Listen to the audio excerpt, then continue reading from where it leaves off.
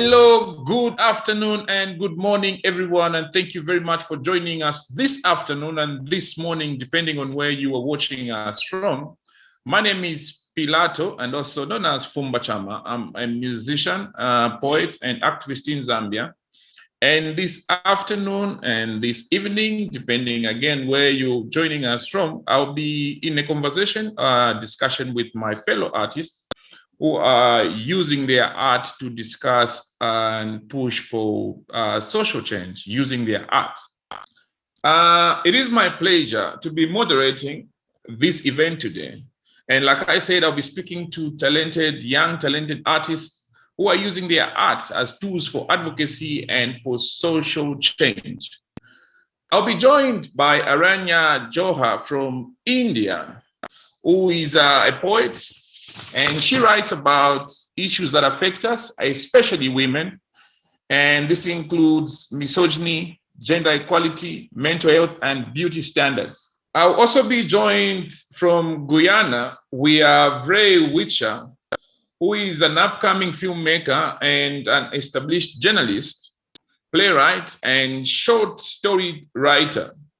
His recent short film entitled Eating Pawpaw on the Seashore focuses on a relationship between two men, which is challenging in a country where homosexuality is still illegal. And finally, we have Aretha Brown, a practicing artist, comedian, and screenwriter from Australia. And she's currently living in London. She's a former Prime Minister for National Indigenous Youth Parliament, and her work focuses on Indigenous history and land rights. Can we also welcome Aretha Brown? In this conversation, we'll be discussing, hopefully debating what activism means to us.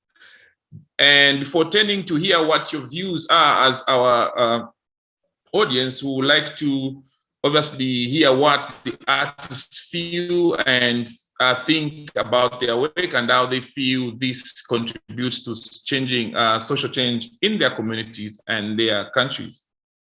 We will have a question and answer session where we will come questions from you, our viewers, and hopefully you'll be generous enough to ask questions that will contribute to the conversation.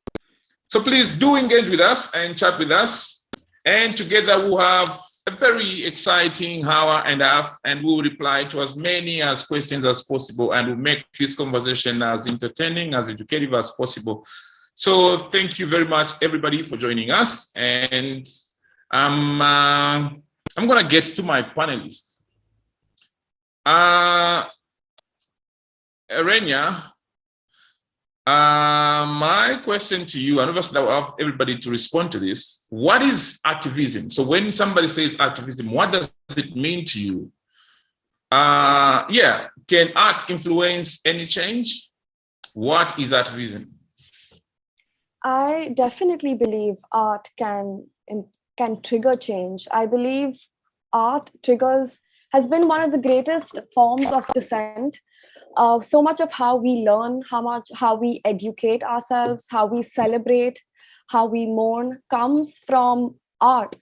And art is inherently political. It depends on access to art that you have, the art you have, which you learn in school as compared to art that you end up pondering over yourself, which is why I do think it's very important that we decolonize art. Because for a long time, art has been primarily told from the white man's perspective, but there are so many important voices that are finally getting the opportunity to be heard, to be celebrated because of opportunities like these. I think even in the work we've seen from the other panelists, I remember Aretha has also spoken about how it is definitely important to decolonize art. And what does that mean? I think when we look at the world, we're an amalgamation of different people with different experiences, all of us contributing in unique ways, but it's about equaling that playing field, making sure that everyone has enough space, a mic, a platform, an opportunity to be heard, to tell their stories. And with art, the incredible opportunity we get to celebrate people is something that keeps me coming back to it. So I believe art and activism are very closely intertwined with each other. There's no way we can separate one from each other. And art has always been political. And I think that's why I tend to connect the two together. How do artists make and create change in the world today? I think so much of how change is made is by art, whether it's from a young age. We teach values and ethics to children from storybooks, from arts, from videos, from short little comic strips, even something that, I think something even as tiny as a stamp has the potential to tell stories, has the potential to educate and celebrate, which I think has so much power in our world, which is why I think it's also important to be mindful of who we bring to these platforms, who we choose to, share the platform with.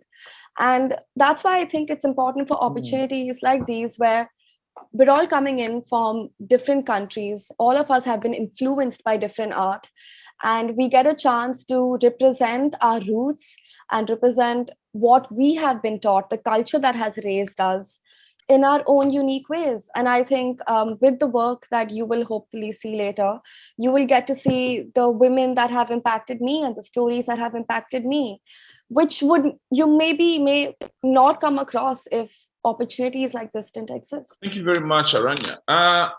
Ray, what do you think activism is, and how do you think artists create the change in the world today?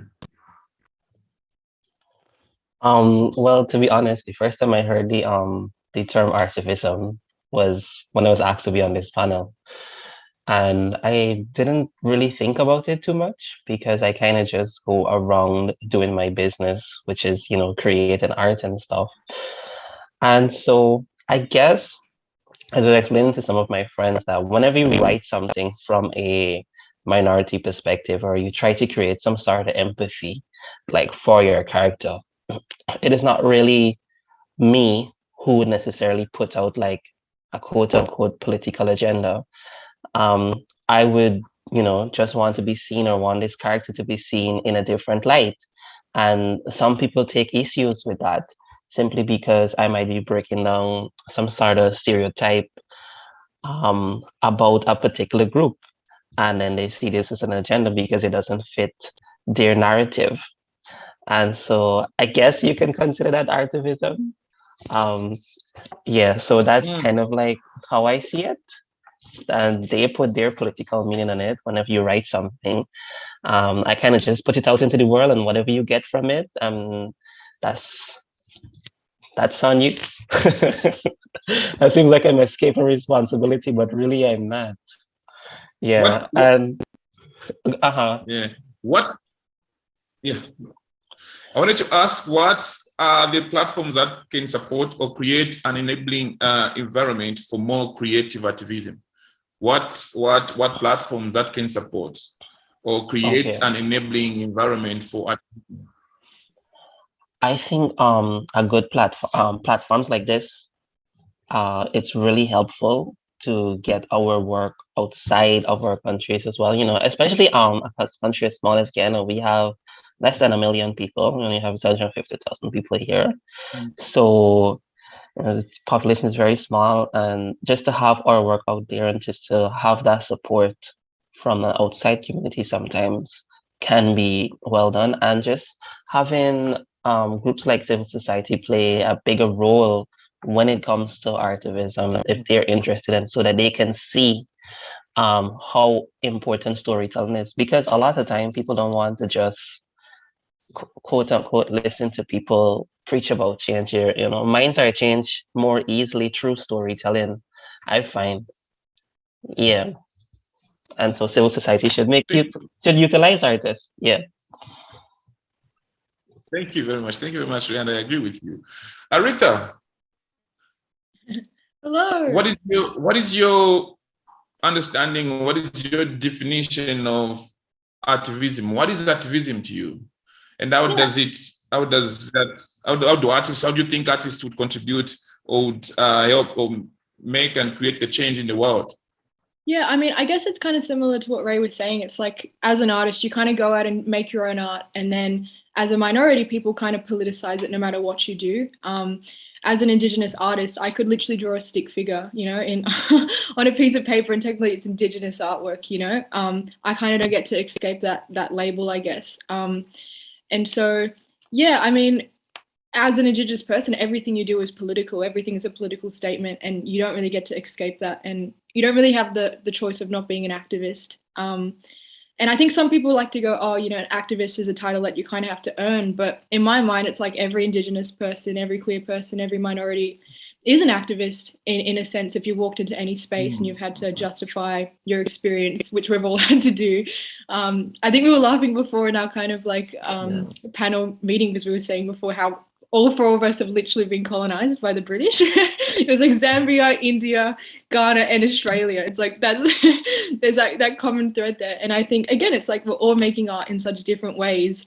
But it's crazy, like we've all kind of, you know, I don't want to say we've all been experienced colonization together, but there is this kind of affinity, I think, in a lot of the works that we make. It's like, wow, we're all reacting to the same feelings. And yeah, I guess the other thing is, well, yeah, it's like at the end of the day, I'm just telling my story as a young Aboriginal person. And I don't think it's actually that radical at all, really. You know, I'm just telling my experience of what it was like in high school, what I was taught, what I wasn't taught back in Australia. And I think it's radical in that, like you said, we've only been learning white history for so long and white perspectives that our work appears like this crazy radical stuff, but it's actually not. We're just talking about our families and our cousins and what we eat and what we do. And it's not that radical. And I would be kind of apprehensive to call my work radical as well. I think it's a way to kind of diminish the kind of human aspect of all the work that we make. But yeah, that's kind of how I see it, I guess. I don't think any of us have the option of not being activists. Yeah. I think I agree with you, and I agree with everybody. To a greater extent, we're not concerned about the title. It's obviously what you do that people respond to and describe as activism. Aretha, what gives you the confidence that using art can actually influence change? Why do you think, at what point do you feel, if I do this, I'm going to get this desired result? Where do you get that confidence to believe in your art? Oh my God. I don't even know. I think confidence for me has always been, at the moment, it's always a bit like, you know, some days I don't have a lot of confidence in the work that I do, and some days I'm like, oh my God, this is amazing. And it's very up and down at the moment. And I'd love to get to the place in my own journey where it's kind of like a nice medium. It's not so up and down, but I don't know. Like I said, I just do what comes naturally to me and what feels natural, and which stories are authentic to me. And if you're being authentic to yourself, it sounds kind of corny, but if you're telling your story authentically, then you can't really get it wrong. You know, no one's going to be like, hey, that's not your experience, because it's like, well, yeah, it is. You can't really get it wrong talking about yourself. So yeah, I think in that sense, just being authentic to my story, because no one else knows what it is apart from myself. So yeah. All right, thank you very much. I'll get back to Aranya Johar now. And Aranya will be performing for us a poem, and I would like our viewers to pay attention and obviously get to experience art in its raw form. And we can ask Aranya to share a few thoughts after the presentation. So I'll ask Ray and Aretha to probably switch off your video.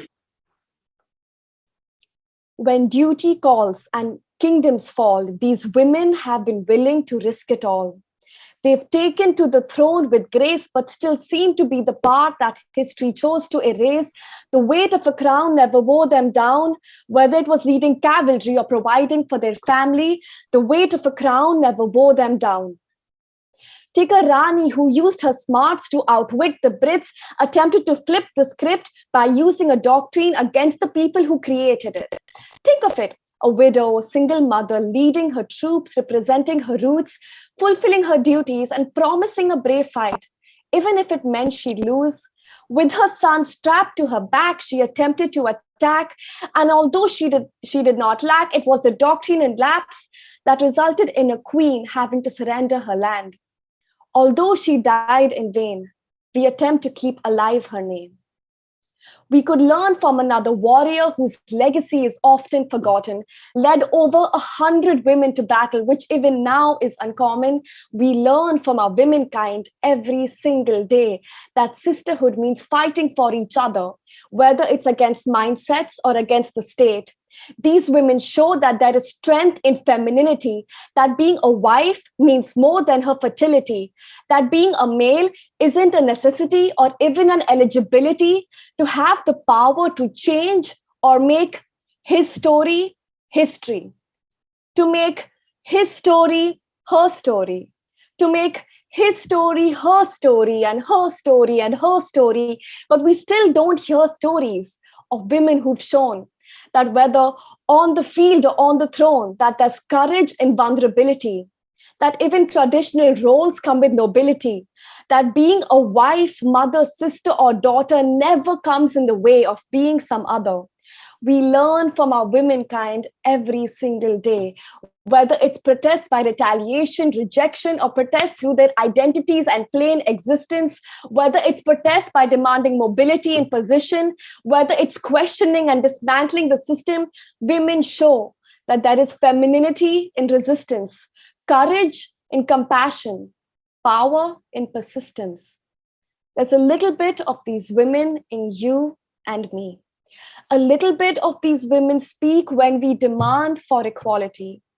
Every single time a woman raises her voice to ask for what she deserves, you can almost hear an amalgamation of words echo her words.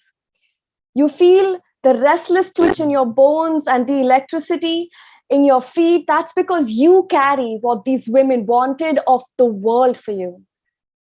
With children of women just like you and me, looking for hope, finding it under our skin, within our bones, intertwined with who we know we can be. Thank you so much. Thank you very much, Aranya. Thank you so much, Pilata. Thank you very much. I would like to obviously give you a minute or two to tell us about your experiences. And one of the things that I noticed is, I think when I was going through your work and learning about your work, I saw on your Instagram where you were sharing about how you've been intimidated, how you've been. I would like you to share that perspective as you try to create an understanding or context to your poetry for those of us that may not share your geography and your reality. Absolutely. I think the most important thing for me to begin with my work is acknowledge what my role is in the system that I'm a part of. You know, how I look, the language I speak, my fluency in English, my access to education, all of these different layers have had a facet to play in where my work reaches, who my work reaches. And also the fact that I am upper caste, and in India we do say that, you know, caste no longer exists. It still very much is a predominant, fight. We are still, we are still fighting for, and that's why I think it takes opportunities like this, where it takes opportunities like this where we get to celebrate women that are often either erased from history, not celebrated, or not brought to the limelight just because they've come from marginalized communities, or they've been of a lower caste, or they've been of a minority religion. And I truly believe that change is change and growth is growth, irrespective of who helps trigger it. When I write, my priority is always realizing that when I have the opportunity of having people listen to what I'm saying, what stories do I want to be telling? Who do I want to be celebrating? What stories am I bringing to light? So much of that, very honestly, is just going back into our history and learning about our history from the perspective of what India has experienced as compared to what the British would like to believe what India has experienced. And a lot of that is opportunities like this, reclaiming what we've been fighting for so long. And it's opportunities like this where I get to acknowledge how my privilege has definitely had a part to play in my work. But I think I use my privilege and the access to opportunity that I get for stories like this, which would maybe not make it to a limelight, not make it to a platform, not make it to these stages that I get invited to. I would like to understand what compels you to create what you do, and if it's driven by an issue or driven by the fact that you are an artist. I don't believe those things can be isolated. I do believe that it is definitely the cause that drives the art, but it is also the art that drives the cause. And the unfortunate thing that I've realized with art that has to do with activism is that very often it is made as a consequence of an event. And very often, at least I've seen in the landscape of Indian activism, is that it's taken the death of an individual for it to trigger art. And I don't think that we should wait for the loss of life to bring awareness and importance to issues. So with my work, I try my best to, go in, like, educate myself a lot more than I did earlier. So much of my work, I think, very honestly, just demands of me to read and relearn and re-educate as compared to history that has been shown to me, the people that I've been told to look up to as a child. And it's important that we definitely do drive art as and when events happen, but I don't think that we should wait for the loss of individuals and for the loss of opportunities for us to bring awareness to certain causes. Ray has decided, or Ray uses film and his journalistic power to communicate. I'm asking everybody, I'm asking you, Arenya and Aritha, to switch off your videos. And as I invite Ray to share with us the 1 minute film of his work, and then we can pick up the conversation from there.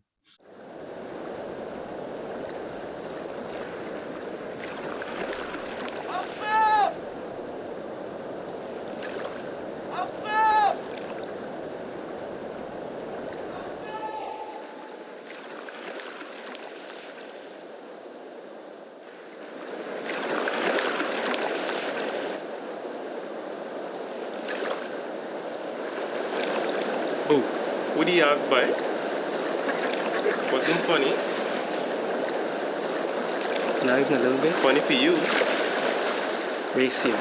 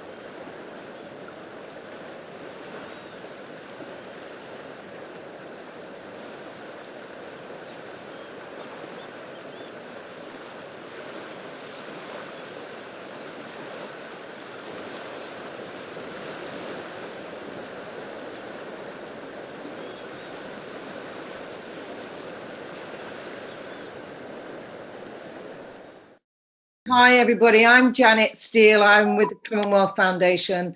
Pilato is obviously having a few technical problems, so I'm just going to step in now until Pilato can come back to us. So, Ray, yes, thanks for sharing the clip of your film. It's very exciting that this film will be coming out very soon. Yeah, would you like to just share with the audience a little bit more of the context of your film and the subject matter? Thanks. Okay, sure. Well, the thing is, I wanted to make the film because a lot of times when you see queer characters in Guyana, they're always like in a dress or like in female underwear and just being very um stereotyped for the amusement of heterosexual people. And that to me, in the sense, is a bit homophobic. So perhaps if I didn't make the film, we would have been swimming in the water with panty and braziers. So I wanted to challenge that narrative, you know, and just to create something that is more universal to the actual experience of a queer person. So that was the beginning of the film. Yeah. So did you feel in any way that you were taking a risk doing a film based on two characters with a love story between two men in Guyana? A risk? I think there's always a risk, yeah. Simply because homosexuality and queerness is, you know, it's still illegal in Guyana. The only South American country that there is that's still illegal. But at the same time, it's much more nuanced than that because Guyana has seen like a lot of changes. And while there is this law, that law isn't necessarily enforced in our country. So I don't feel too much of a risk. I don't know why. Simply because I just feel like the story has to be told, and that kind of outweigh the risk that whatever it is that I was thinking, like, so I like if there is a risk when the film actually comes out, like I embrace it fully. Yeah. Fantastic. Now, in the casting of your film as well, I believe you had a few issues in because we did see your wonderful face in that film. Yeah. Yeah. Thanks for bringing that up. So I'm only in the film now because I like to see my face. But simply because we had a bit of difficulty casting people because a lot of people were scared to be inside the film because it's actually like the first film in Guyana that whereby you see like two males kissing on screen. And in a very intimate way, and that has never ever happened before. And that scared a lot of people away from being a part of it. So some people said, "Hey, we can make the film," and and we cast someone, and then they just got really scared. So yeah, so I had to end up doing the role. Yeah, well, no, yeah, you often have to step in at the last minute in the way I'm doing right now for this panel conversation. That is true. Yeah. So Ray, you're also a short story writer and a journalist. Right. Would you tell us a little bit about your work as a journalist and how you feel that the work that you have done has in some small way made a change to people's perceptions and even possible laws in Guyana? Could you do that for us? Yeah, no problem. So there was this particular case that I was covering, not necessarily covering the case, but until recently, Guyana had a cross-dressing law whereby men couldn't dress as females. And so there was about 3 transgender women in that case. And so I was tasked with covering their stories and, just providing some context into their lives, that's devoid of just seeing trans women as something to be made fun of or to be laughed at. And so I had to do those stories. And at the end of it, well, this is not because of me, but at the end of it, those laws were struck down. And I just felt like it's always my duty as a journalist to, shed light on things that people don't really think about and to just create empathy for people, because I feel empathy is a really powerful tool, especially in storytelling, because, as Arita was saying, you're just telling people's experiences in the most authentic way as you possibly can. And so that was the aim of for those stories. And I think you're putting down your power a little bit too much there, Ray. I think there is a bravery that comes with doing what you do. I know you say you're excited for the film to come out, to see what happens, and you'll take what comes, but also that work that you've done as a journalist. I think, as an artist, you are putting yourself on the line. Right. And I do think you shouldn't put down the work that you do in that way, because I do think it is making a huge impact and creating change. So the other panelists, can I bring you in? Have you got your cameras on? I wonder if you've got a question that you would like to put to Ray. Aranya, do you have a question, or Aretha? Yeah, I do actually. Aretha, do you want to go first? I'm gonna go first. Aretha, you go first. Okay. I just want to say, oh my God, that film looks spectacular, by the way. Oh, thank you. The chemistry was real then. I was like, oh my God, oh my God, I could feel there was chemistry in that air. I suppose my question is just like, leading up to the kind of the release of this film, what can we do to support in any capacity, knowing that there's obviously going to be some possible backlash? Is there anything we can do to support as kind of international viewers of this work? Oh, that's a very interesting question. That I hadn't really think about, to be honest with you. Because when you said support, I was thinking, hey, you can go and support it by purchasing it on this. Yeah, no, for real. If it's as simple as like just watching it. I guess I guess though that if anything is, like if I'm attacked or, whether it be online or anything, it would be really good if, as activists yourself, if you guys could just like, post it on your social media and just, get people who would be interested in something like this, that would be able to protect everyone who was a part of this film, because it is a possibility, because like I said before, it's the first time where two men will be kissing on screen, and that has never been done before. Wow. until in my country at least, and to see that for the first time, some people might be a bit annoyed and stuff. I guess because I live in my own bubble, that I don't really think about it so much, in a sense, because like I'm fairly young and I have fairly young friends, and obviously in my circle it's like this is like a totally like normal experience, so I'm in that circle, so and I don't really step out too much, so I think well, it's like I feel like when you're queer, it's like all my friends are also queer, and so it's very easy to be like, well, everyone thinks like I think, and then you put out work and you're like, oh, actually there are those people that still have those very backwards views. But right, indeed. I get it. Yeah. But Ray, don't worry, God forbid you have all of the attendees, including us, supporting you, and everyone else has been involved with this. But Ray, I did want to ask you, I think while I was researching your work, something that I found very interesting is that you pursue art in multiple forms of media, which is your writing work, which is your journalism, but also something like this, which is, visual arts. Do you feel like you get torn between choosing one when you're deciding and choosing to tell a story? Do you like to maybe possibly pursue both visual arts and writing, or do you feel like you need to compromise on one for the other? Or like, what is your relationship like, considering that you have both these avenues to explore with art and storytelling? Okay, understandable. So I see myself as cheating. So I'll explain what I mean about that in terms of these different types of arts. So for example, like when I write a film, it's very easy for me to turn that into a short story, because a film is very, like you said, it's a visual medium. And so I would just write the basics and stuff so that we can actually film it. And then when I'm finished with that, I already know the characters. So it's very easy. It's easy for me to just add a little bit more details. So that's when I say like I'm cheating.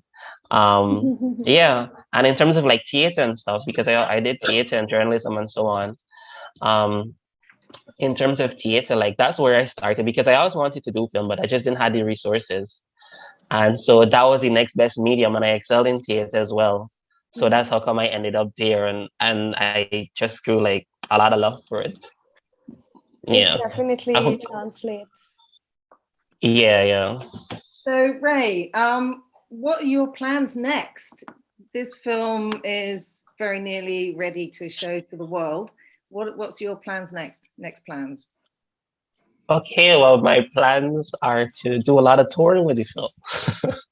Not only in Guyana, but outside of Guyana, because I think it's an experience that needs to be shown because it has never been shown this way, and you've never seen queer people showcased this way in Guyana. And I just feel like that's just a very important thing to be shown.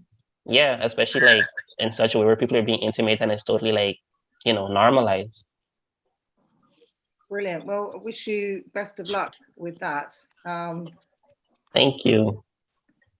So Aretha, we're going to move on to you now. We're going to show the audience 3 clips of your work. So I'm going to hand over to you and to Leo, who's going to screen share. Oh, here we go. So yeah, do you just want me to talk a little bit about each work, I guess?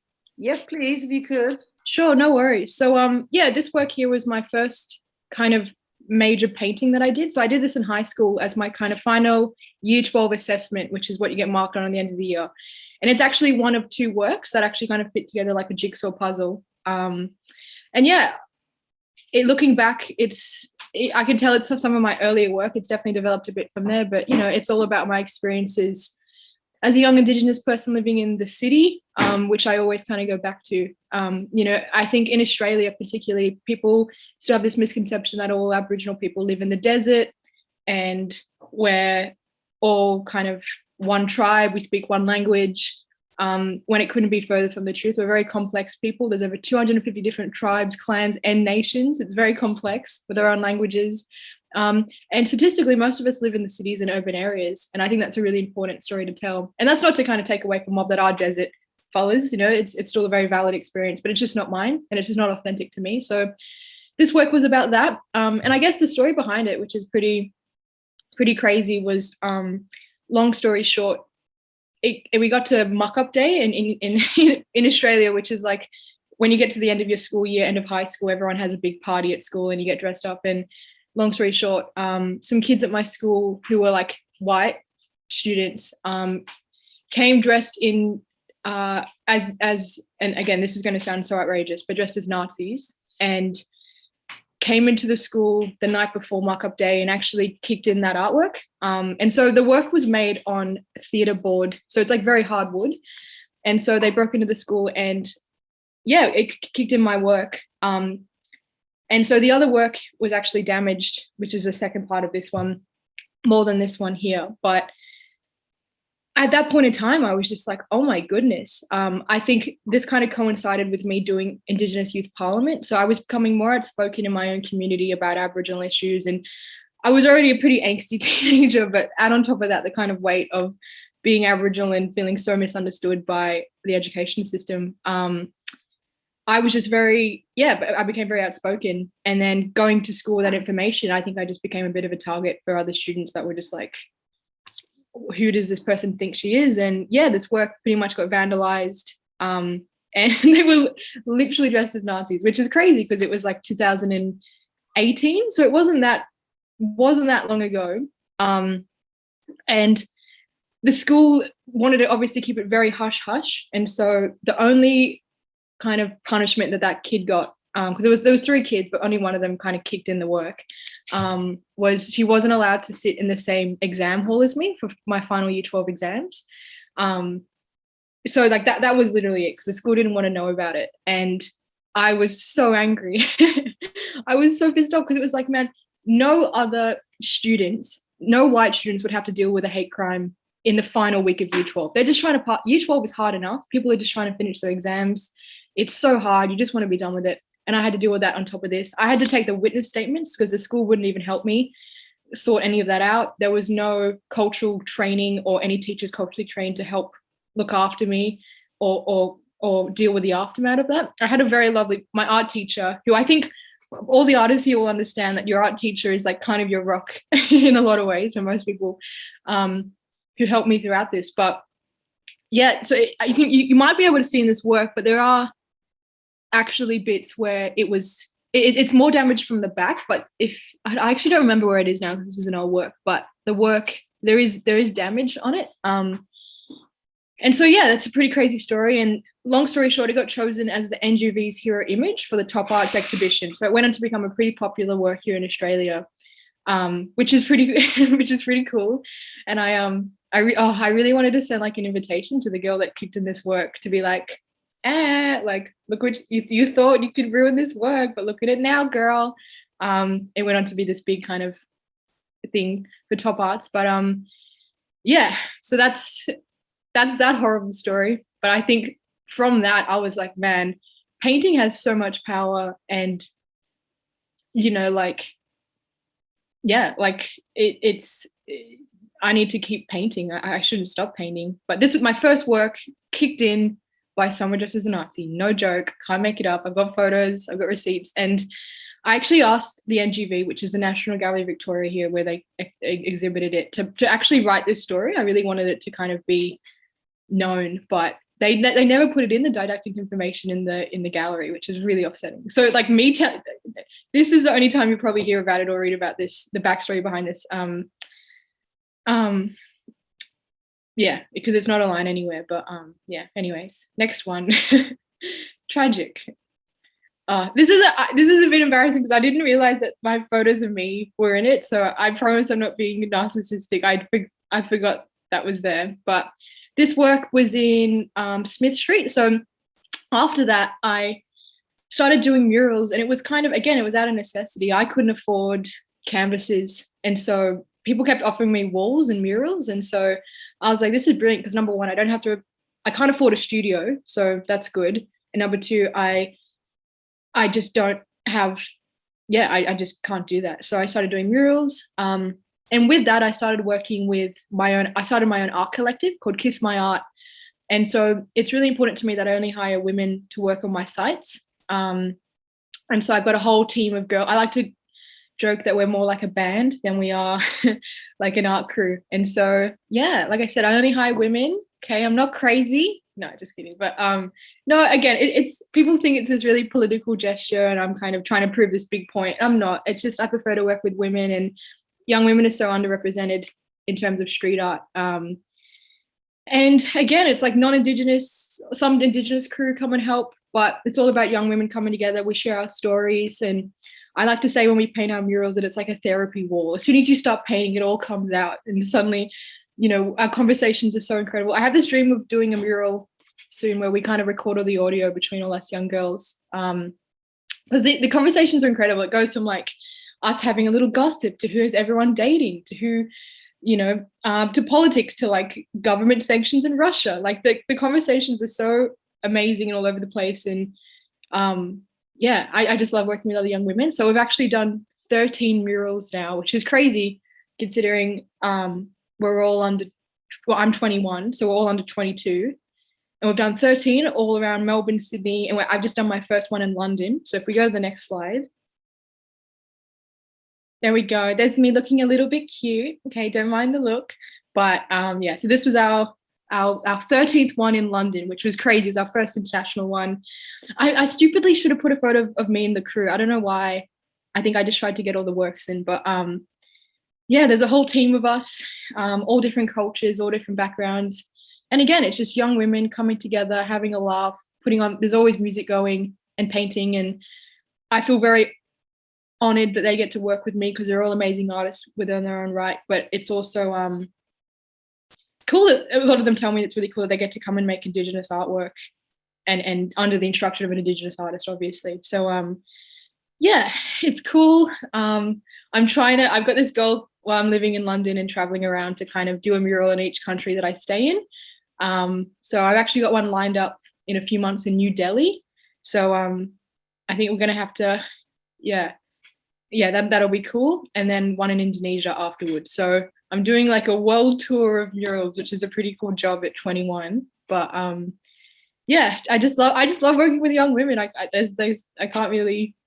expand on that anymore. It's just the best, and I just feel so comfortable. And painting is for me, it's more about the process of painting and being with all these other young women, and having, and like I said, telling our stories. And yeah, and again, all my work is about my experiences being a young Aboriginal person in the city. I can't emphasize in the city anymore, because that's just who I am. I don't really paint anything that I don't see around me. So you'll never see like turtles or goannas. I think I might have done one lizard once, but I try to keep it as authentic to my experiences. And I think as an Aboriginal artist, people always want me to do dots. And I'm like, no dots. No, you will never see a dot on my work. That's just not my style. My tribe don't do dots. It's a very desert art thing. And I want to expand constantly what Aboriginal art means. Like I said, I've got a drawing here that I just did. That's technically Aboriginal artwork, you know. Like, no matter what I do, I can't really escape that title, that prefix. And it's not a bad thing. It's just the being a political, what's the word? Like someone that's being part of a community that's always politicized. You know, I make a piece of toast. Technically, it's Indigenous food. I draw a doodle. It's technically Aboriginal art. I can't escape that. So I embrace it. And yeah. So that's that work. There's a women's symbol in it, wattle. This is kind of funny. So see, that's a kangaroo playing a trumpet, but someone here in London thought it was a gerbil. And I was like, what is a gerbil? And I looked it up and it's like a little rat. And I was like, it's not, it's a kangaroo. Thank you. So, yeah. And yeah, I think that's kind of it. I think, yeah. Thanks for listening. Thank you, Aretha, and sorry for dropping out. That obviously was my internet, and I'm happy to be back. Thank you, Aretha, and I would like to obviously pick up the conversation. Thank you, Janet, also for standing in the gap. Aretha, how has art been used to amplify existing campaigns around Indigenous rights and land rights? How has your art amplified these campaigns? Yeah, well, I mean, like I said, for me, it's just about telling my story, which we don't hear anywhere in Australia, really. It's getting better, certainly, kind of representation in Australia, but it's still very minimal. And again, just telling my experiences of living in the city.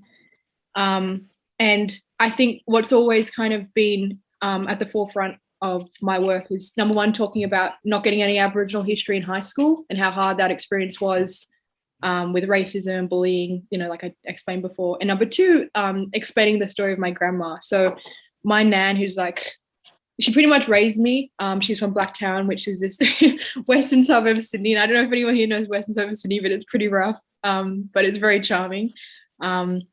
She was stolen generations. And I don't know if anyone knows what the stolen generations were, but it was when Indigenous people in Australia were taken, children were forcibly taken from families if they were lighter skin, like myself, and they were made to go and work in white family houses, pretty much as like glorified slaves, like, you know, as servants. And so my grandma worked in Bondi, which everyone knows is the classic famous Bondi Beach, for this really wealthy white family. This guy was a dentist. She was an unpaid servant, and she didn't get to go to school. My mom had to teach her how to read and write later in life. And I think everything I do, I try to always think about my nan and the experiences she didn't get to have, and put that through my work, because the stolen generations is something that's affected every single Aboriginal person in Australia. So getting that story out there. Yeah.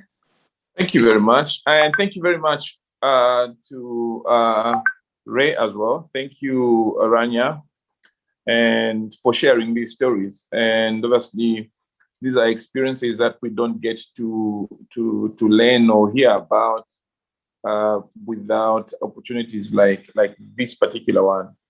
And at this point, obviously, I can share my work as well. For those that are not familiar with Pilato, and part of my work is I'm a music artist, I'm a poet, I'm an activist, and my work is around amplifying people's voices. And so in Zambia, there is a narrative that we have a voiceless community. So they will tell you, Pilato is the voice of the voiceless. And I do not think that there is any single individual that is voiceless in a democratic society. I do not think that the absence of a voice is indeed the absence of a thought. So there are people that have thoughts, there are people that have views and opinions about a lot of other issues, but their lack of a platform to express themselves does not mean that they do not have a voice. So I use my music and my privilege as an artist to amplify these voices and broadcast these voices as wide and as broad as I can using my my art. I would be happy. I would like to share a video of a song entitled "Why," which amplifies the voices of women in an environment that does not have adequate supply of water, where women will have to walk distances for them to access water, or they'll have to stand on queues for longer hours for them to get some water. And when men line up to get water, it's for work, for economic benefit, or just for personal use. But when a woman lines up to get water, they are probably doing it to provide for their family and all of those things. So my video is called "Why," and it asks why we will continue living like this.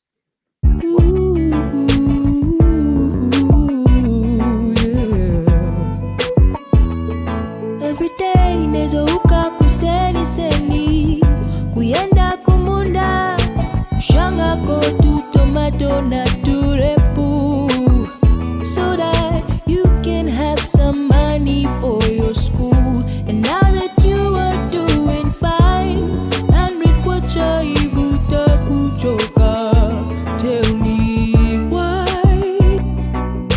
Ukwamba fyakale na lefa yanga nakulo kuchinja geto ngana soma nkasambile nkachite seto nkawele nkapange pwaka yanda nkamimbili ya maboho kasunge kwa balanda no kuchula nefimeshi no mo mfweni mayo inshallah befyo nalaile ayema story ya mugete diary na kunuba lenji pusho kayali. Sleepless nights I hate, cracking my brain hard.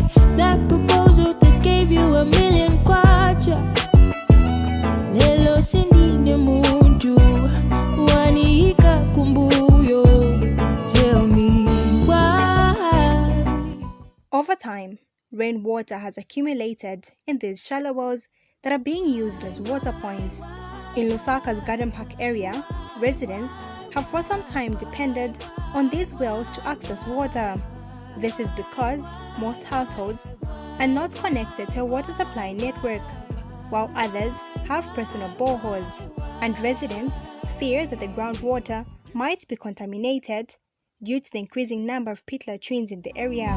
Mugeto diary ni fulu ilia shiyama NGO balesa bakupa ma picture baya just for show balemba na ma proposal bapanga ma million baya mumenso yabo ifweni semu fiena kopa ngalia shiyama media besa fenga ba umfati nati kwata diarrhea cholera tabepusha ni kwisa kulefuma mesh tulenwa ngatwa ipusha bena kutila nesh tulenwa.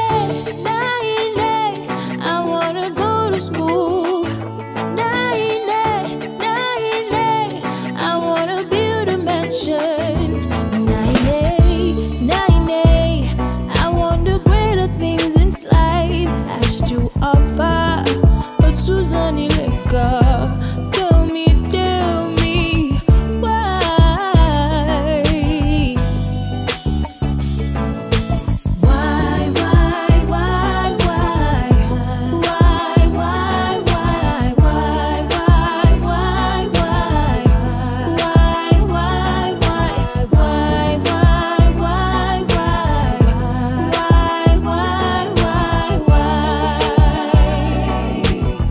Chimono mugoti wa ma opportunity kuwapa mundu tuchinda manga bamone fimafya fulu batila menshi mweo wati kuno tupusukira muya mushalo weo net chimbusu twalikwata kwa matapu ya community menshi yesa fyakachelo no muchungulo tubuka fyakachelo chelo mukutantama ngawaladisha wala sanganishi yakama yesa fye for 2 hours chila bushiko.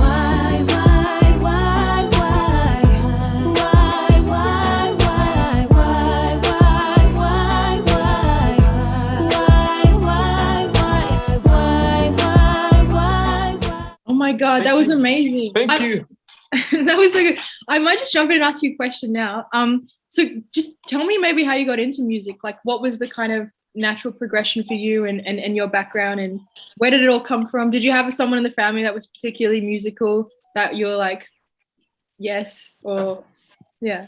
My mother was part of a church choir, and my mother was part of a church choir, but I don't think she took music seriously. And for me, music was just an accident. I'll tell you what, I used to do a lot of poetry. I could write poems to myself. I could write poetry about stuff. And then I did print a book and publish a book that I let out. And I never met anybody that read that book. I never met anybody that knew about anything that I wrote in that particular book. And I felt unfulfilled. Like, who cares that I even wrote some good thoughts? At least I thought they were good thoughts then. Suddenly, I had an attempt at music, and everything that I could have written down was I put in a song, and suddenly everybody that listens to the song reacted, and I could see the power of my music. I could see people sing to a song that I did. Just one song against 30, 40 poetry pieces that I'd published, and nobody read about them. At least I don't know anybody that read. But for the first song, I met people that had listened to my song. I would get on a bus and it's a song that is playing. I settled for music because I could get the message faster. And also I could interact with the power of the music in real time. So music was that beautiful accident that happened to me. Before I can get another question, I would like to remind our audience that we'll be getting questions from the audience. If there's any other question coming after this, then we can get to the questions from our audience, and I will allow all of us to respond to those questions before we close. Thank you. Any question for me? Pilato, I really enjoyed going through your work. I think I even saw the recreation you made of This Is America, which was This Is Ambia, which I thought was really interesting because you learn so much. And that's why I was going back to the fact that art has the power to inform and educate. And I feel like I was learning so much in the few minutes of a song that you were choosing to educate me about. But while I was researching about your work, I read that you've been incarcerated for your work. You've been arrested for your protests before. How has being arrested and being incarcerated for your work affected your relationship with your art? Did it manifest in a way where it empowers you? Does it scare you a little? How has it affected your relationship with your writing and your music? To be honest with you, all the time that I've been arrested was just a confirmation that I have the right target listening to my music. I struggle to confidently say any of those arrests were a problem to my work. Mm-hmm. They've been the confirmation to say the people that you target for this particular message are able to hear you. You're angering the right people. Yes. And to also, because I'm not doing this to make friends with the people in comfortable zones, I do not care what bothers them. I care if I speak the right thing and I communicate the right message. And if I can get that message across, I'm satisfied. I'm comfortable like that. Absolutely. And Pilato, I feel like I resonate so much with your story about how you went from poetry to music, because a lot of rap is used as a form of dissent, and it really does mean rhythm and poetry. And a lot of lyricism, people don't realize, is essentially poetry to a rhythm. And I really feel like your writing skills, sometimes when I was listening to Why, as much as I was enjoying being able to understand the translation, a part of me wish like I could speak, the language, because I feel like there's so much like small cadences that you get to explore with writing that tends to get lost in translation. But I still think your art has such a great effective form of storytelling, and Why was just super it like sticks in your head, but there's so much more than what just sticks. There's layers, there's value, and I appreciate that. Thank you very much, Aranya. Thank you very much. If do we have any panelists with the question? I would like to proceed. Yeah. And one more question. Okay. Yes, so first of all, I really like the line when you said you don't really care who you upset, the comfortable people. That was very powerful. Next thing that I wanted to ask you, when I was looking at the video, it felt very much like a very communal project. And so what I would like to know is like, what was the experience like working with the community on such a project? Because it seemed like a very big community and a lot of people are affected by that issue. So what was their response? So I'm doing this song is coming from a full project called Lifeless, where I want to do 10 songs and documenting these stories from different settings. And every day that I start working on one particular song and experience, what I do is I take some time to experience the life with the actual people. And I want their voices to be communicated. So first of all, I tend to not to communicate my feelings, not to communicate my emotions.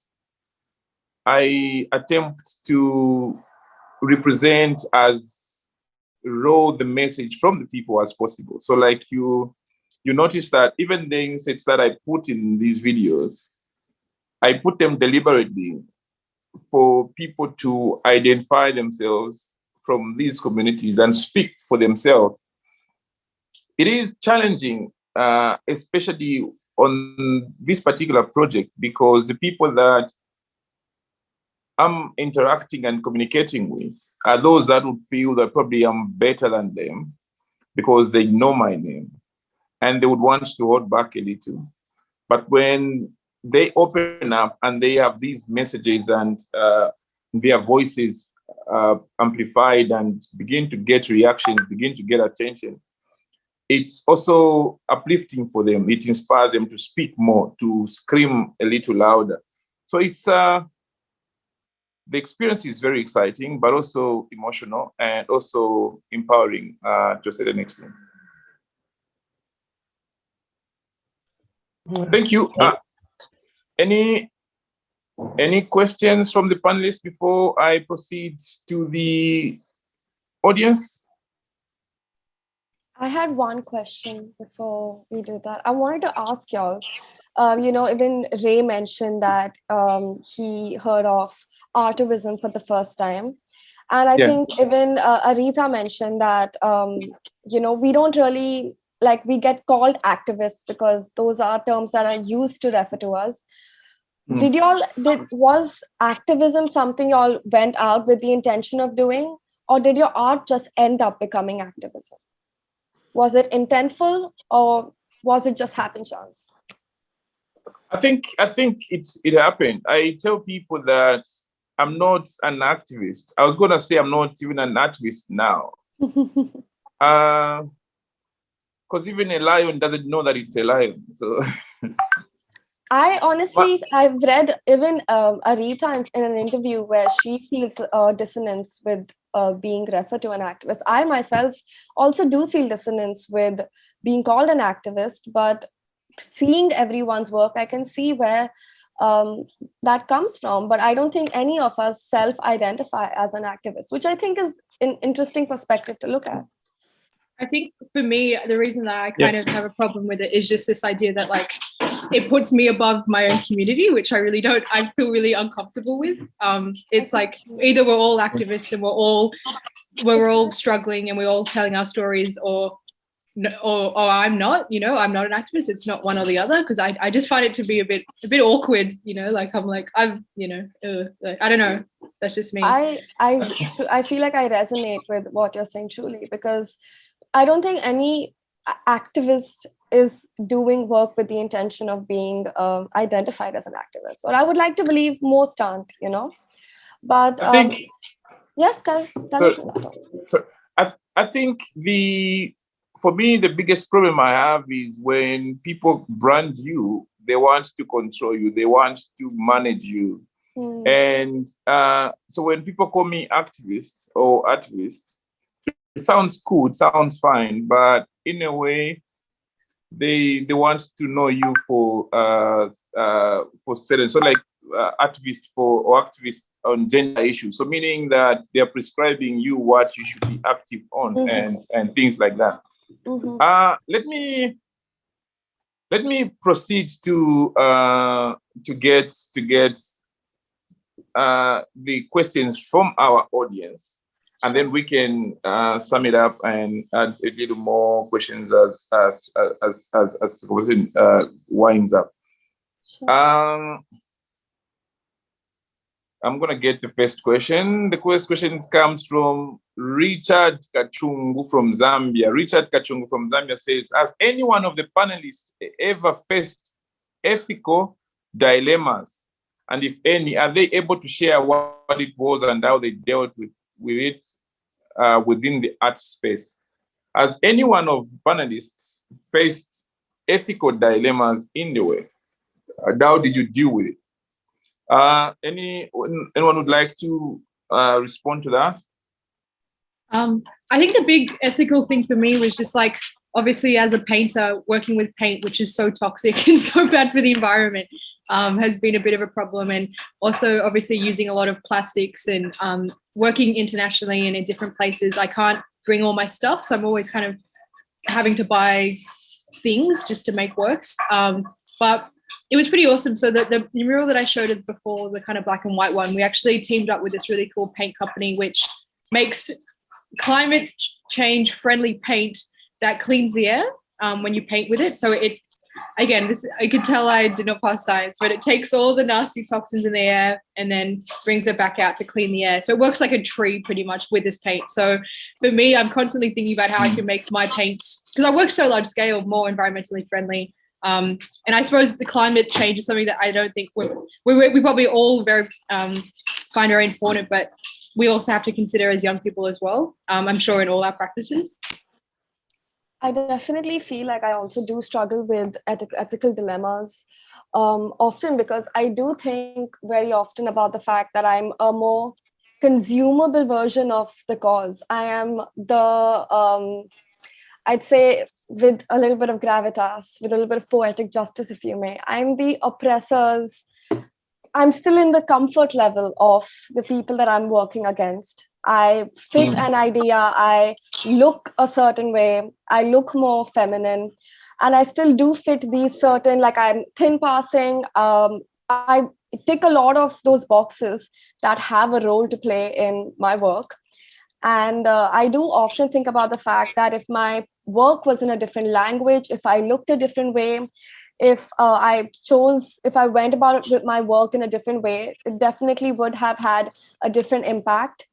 But I think it kind of brings me back to the idea that I need to make the most of the opportunities I'm getting, whether that means telling stories that I have been able to educate myself about, stories that maybe an upper caste woman like myself in India would not bring to the limelight, because we don't tend to educate ourselves about caste descent. But I think any cause, any activism demands this kind of thinking about, like, what is your role in the system? How are you contributing? What are you doing to enable more people to get the opportunities that you are getting? And at the end of the day, I try my best to share the stage as much as I can. Thank you, Aranya. Thank you, Aretha. Ray, would you like to share your thoughts on these ethical dilemmas? Have you faced any? And how did you deal with it within the art space?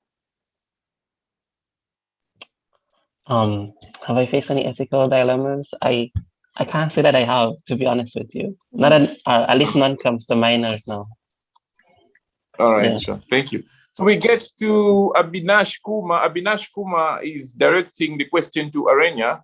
Aranya, she says, Aranya, the question is, how can art help women overcome gender bias in Indian social structure? How can art help women overcome gender bias in Indian social structure? Aranya. Art is such an incredible form of storytelling, and there is so much that, I think even Ray mentioned, there is so much power in effective storytelling.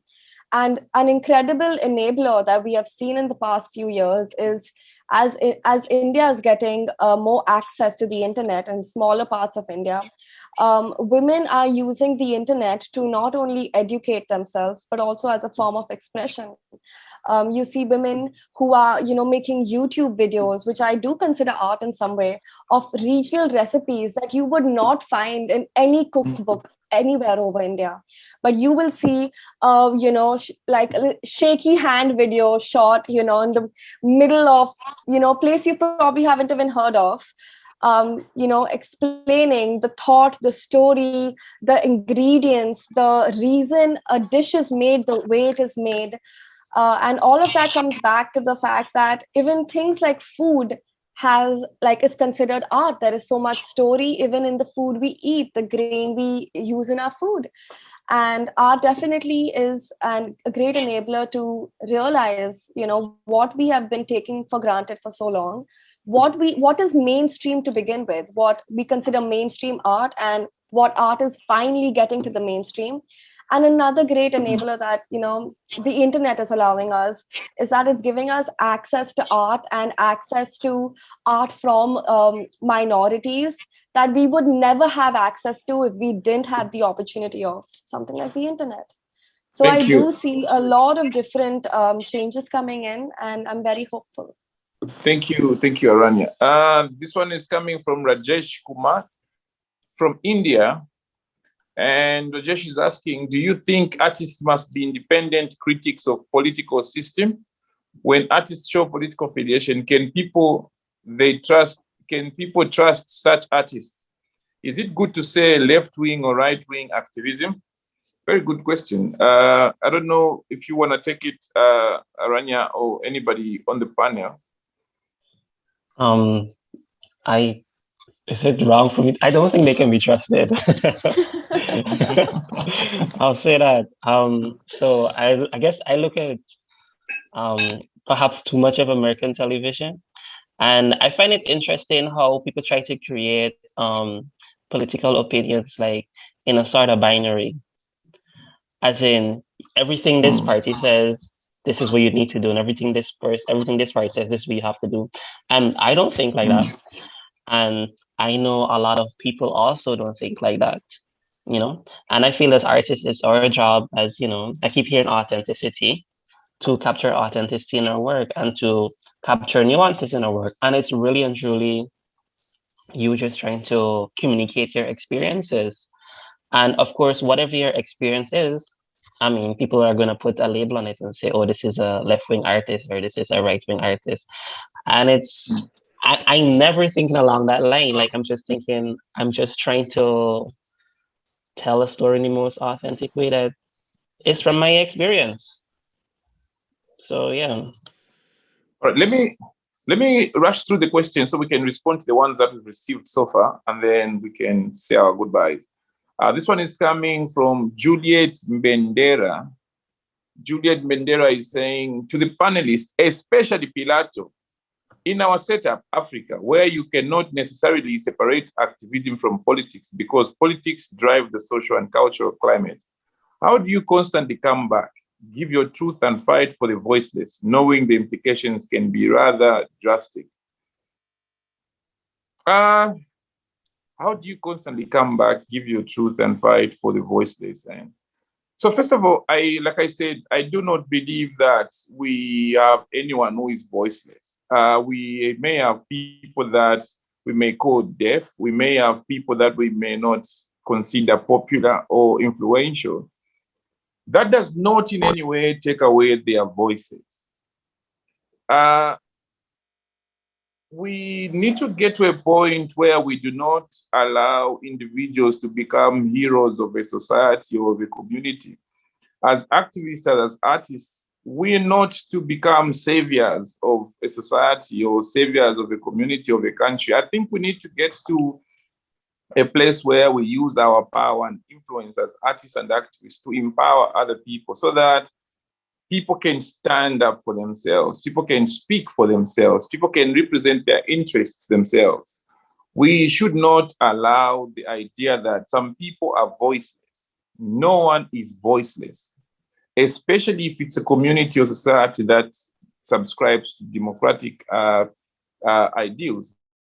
We cannot have people that are voiceless among us. So I think it's when you have heroes or individual hero figures in a society, that's when you risk not coming back. Because if you decentralize power, if you allow people to have the power, they will not be looking forward. They will not be looking to you for help. They will be able to speak for themselves. They'll be able to stand up and represent their interests themselves. I think that's my basic response to that. Janet, Uganda to Aranya. So Janet's from Uganda. So how do you know that you have had an impact when you use art? Aretha, Ray, can you answer the same question? Can we respond to this last question as quick as possible? Could you repeat the question, Pilato? Yes. Could you repeat the question? Is Pilato? To Aranya, how do you know that you have had an impact when you use art? And this question is obviously extended to Aretha and Ray, but it starts with you, Aranya. I honestly think if my art even changes the perspective of one person, that's work enough, that's intent enough for my work, for me to continue doing what I do. But at the end of the day, of course, it's the fact that any art that is made, I do believe is community built, whether it's an individual artist that's working on their work or whether it's a team that's supporting an artist like Aretha. It's definitely a coming together of community. It's a platforming of an artist, which can only come from people coming together, and it can't be done all by yourself. So I think it's a mix of both.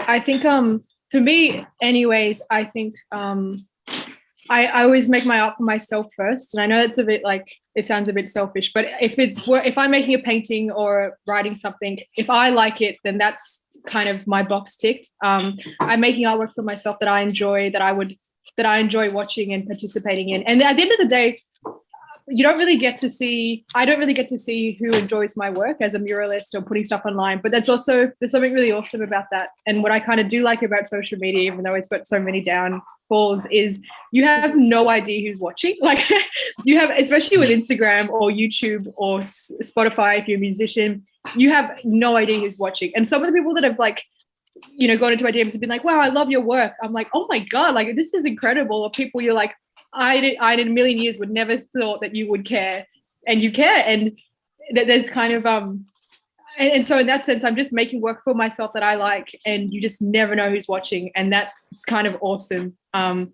so if I like it, then that's kind of my job done. And yeah, if it's work I'm proud of, then you don't know who's going to see it, and that's okay, actually, for me. Also, really quick, I wanted to add something, Pilato, that I think even you mentioned, is that if it's angering the right people, I think that's such a good reaffirmation of the fact that you're, hitting them where it hurts.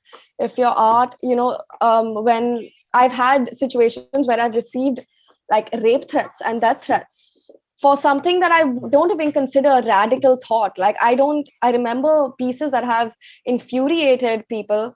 I've been sent threats from terrorist groups for work that I don't even think is that radical. And I think that's what, brings back to the fact that you know you're upsetting the right people because you're hitting them where it hurts. And that's how I know that I'm angering the right people. Thank you, Aranya. Ray, I'll ask you to respond to that. I would be, because we want to get to listen to the poem by Aranya. Ray, if you could respond to that in less than 30 seconds, I'll be... No problem. I'll try to be terse. So I don't like, Arita was saying, I don't know who my work impacts. Because I remember I was at a journalist event and everyone was like, oh, you're Ray. Like, I'm like, how do you know me? And then I forget I write articles in newspaper that a lot of people liked. So you really and truly don't know who it's going to impact. And I agree with Aranya too when she said if you can even impact one person, because there's a ripple effect. You know, one person is going to be impacted. They have friends, their friends have friends, and the conversation gets started. So that's my quick response. I believe that was 30 seconds. Aranya, are you ready to give us your last poetry for the day? I was told to stand tall when I was 4 and only 3'4" in height. My first attempt to do so resulted in tears. Even though I tried to stand tall, Papa still had to help me reach for the hide and seek biscuits. I even attempted to stand up against my bully by balancing on my tippy toes, but she still managed to make me feel small. Forget reaching for the stars, my arms couldn't even extend to our doorbell. My tiny me couldn't even reach the podium without the help of the green stool I used to reach the sink. Even if I were to stand tall, I'd still be little. You see, it took me time to realize that standing tall was overrated. The Powerpuff Girls was small but incredibly strong. I learned tiny ants carry almost 50 times their weight. Small spiders could still scare my tall and strong father. I learned the truth when I was only 3 feet, 4.5 inches. I learned that I could stand small and still be considered strong as long as I was standing for something. Thank you so much. Thank you very much, Aranya. Thanks so much, Pilato.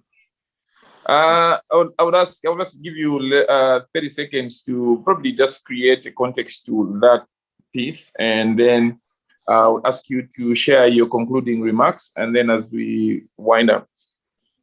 I think it's really sorry, simple. Aranya. Can I have Ray and Arita also join in? Yes, so let's have everybody back here, and then I think it's pretty straightforward. I think joining in back, brings back to the idea that you can continue. There is just so much strength in standing for something, representing something, standing by our values and beliefs in whatever ways that manifests. That manifests in the ways that, like the artists and the panelists that I've been sharing with, the stage with have chose to show it, or in whatever smaller, acts of rebellion and acts of activism that come through. And they're all valid and they're all important. Thank you very much. Aretha, what would be your concluding remarks for the day? I think at the end of the day, what I try to remember is, like, as artists and as activists, we're telling our stories all the time. That's kind of the whole thing, is we're constantly explaining ourselves, what we do in our stories. And so it's just finding a way that's the most sustainable for you so you don't burn out. And I think, again, it's like, as artists, it's very easy from us to jump to, oh, I'm going to write a book. Actually, no, I'm going to write that, make it a screenplay. Then I'm going to make that a painting. And that painting is going to become a poem. And as artists, we can do that. It's kind of like how musicians can jump from one instrument to another, usually pretty seamlessly. And so it's like doing what is sustainable, what heals you, and what is natural to you. Because otherwise you're going to burn out. Because we want to tell our stories, but it has to be in a way where you can do it all the time. Otherwise, you're just going to be fed up with it and be like, I'm out. So do what comes natural. Yeah. Thank you very much, Aretha. Ray, you want to share your concluding remarks? I'll just say, like, it was a really privilege to be on the panel and to listen to everyone's experiences. And I definitely learned a lot. And I'll probably be contacting you guys to get more insight about your work, because I know we're time sensitive. And thanks everyone who has been, very kind to us and really enjoy our talks and so on. So Thank you. That's it. Thank you as well. Thank you very much. Thank you. Thank you very much to my panel. Thank you very much to everybody that joined into as part of the audience. Thank you very much to Commonwealth Foundation. It has been a very educating and enlightening conversation. And I do hope that we have so many of these platforms where we can exchange ideas, where we can interact and openly share our positions as creatives. In concluding, I would like to say that the only truth that matters is the truth that you can defend and put in action. So we are all activists. We just differ on what exactly we are passionate about and what truth we are defending and what truth we are putting in action. Panelists, we say bye-bye. We can move to our audience and say bye to the people that joined us. Thank you very much.